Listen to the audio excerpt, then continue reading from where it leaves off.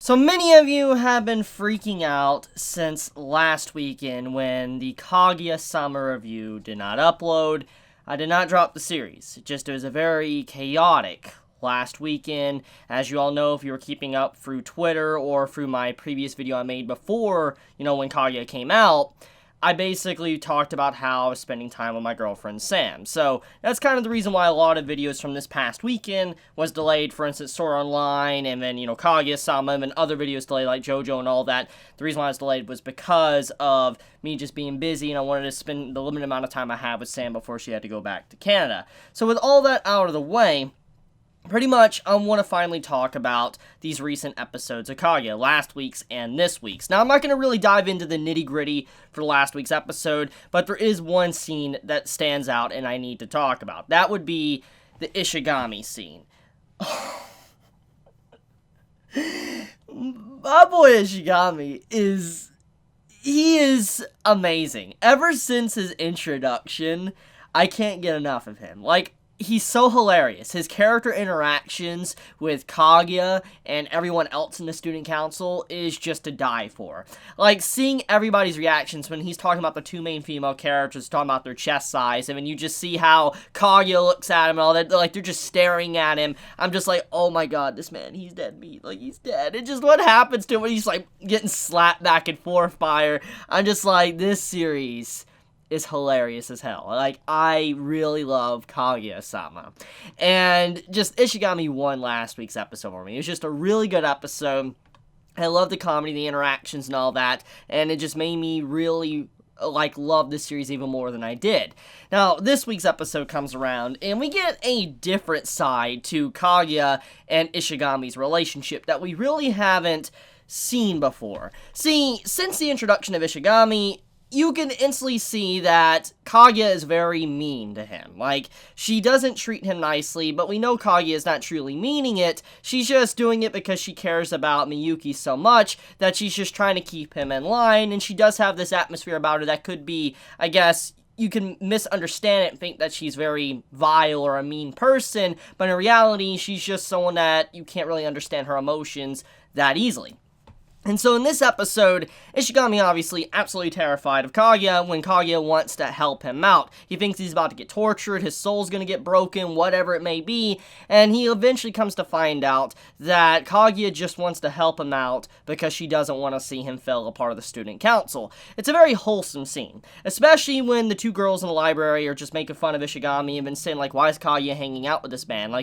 He's a questionable individual, you shouldn't be around him. And I like how Kaguya, despite what rumors could pop up in that moment, she still stuck side by side Ishigami and then spoke up to the girls and saying, I'm allowed to hang out with whoever I want and all that. It's my opinion on how his character is. I'm not going to allow word of mouth or rumors to make me assume the worst from someone. I want to find out myself. And in that moment, Ishigami realized Kaguya isn't that bad of a person, but also we as the audience realized that Kaguya, she's such a good-natured individual deep down. I mean, we know she's good, she's a good person, but just seeing how she interacted in that moment, it meant a lot, because she threw away something that really shocked me. She made a misunderstanding. Those two girls are going to obviously spread rumors that maybe Kaguya and Ishigami are in a relationship, romantically, because, she's helping him out, studying in the library, just them two.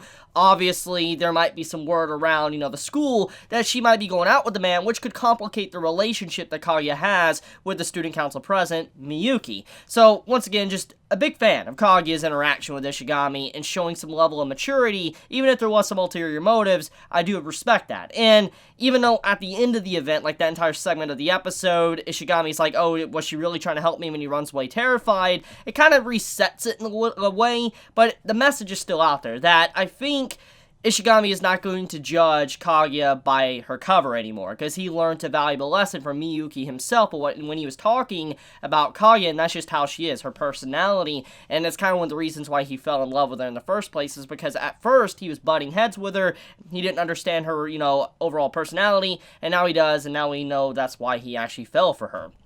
But okay, getting right into it though, let's talk about Miyuki studying for the exam.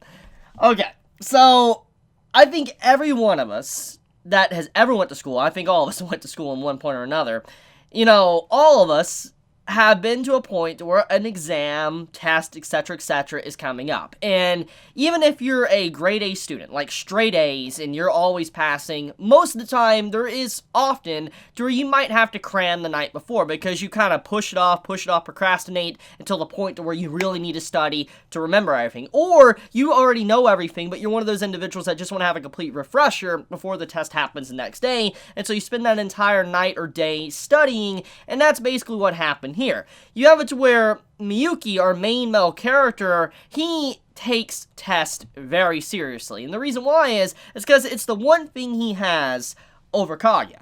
Kaguya is pretty much perfect at every single thing. Now, we personally know she's not. I mean, especially in the romantic department, because she's still trying to win over Miyuki. But besides that, the point is he realized the only thing he really is number one in against her is his score. His test score, for instance, being the number one a part of the school. And obviously Kaguya wants to beat him, and she spends a lot of time trying to be able to defeat him, but obviously she did not.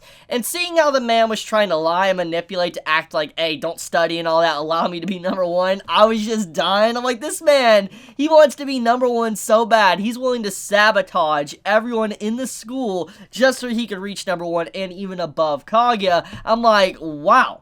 In a way, that's kind of how businesses work in some cases, because there's people in lines of work, office work, or whatever, that will sometimes sabotage other individuals just to be able to move up the ranking to get, like, a high-paying job. For instance, manager position, supervisor, etc. Stuff like that does happen, and depending on your results is usually how you get that job. And so, it's kind of like a low-tier explanation of what happens in actual real-life society of the workplace. And so seeing how Miyuki was sabotaging or just trying to say, like, don't study or whatever, you should already know everything, I'm just like, bro, really? And so I love that segment for its double meaning. I mean, for the comedy-wise, just seeing the character just lying once again and then trying to pump himself up to study, but also the real-world aspects that you can apply to, us as individuals. But okay, let's get into the victory. So he did manage to keep his number one spot. He was able to pass the exam and be the number one a part of the test scores of the school.